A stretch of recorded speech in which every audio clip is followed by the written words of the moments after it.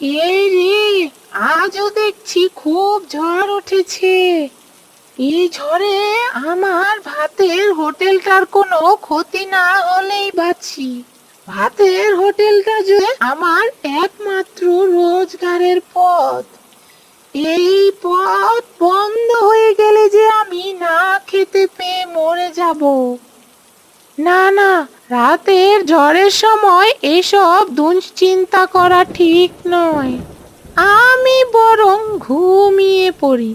যা হবার তা সকাল হলেই দেখতে পাবো।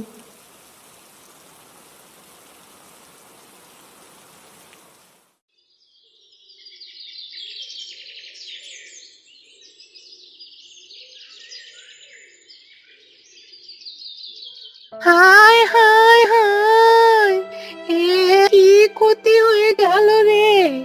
ঝড়ের রাতে যে আমার পুরো ভাতের হোটেলটা ভেঙে ফেললো রে।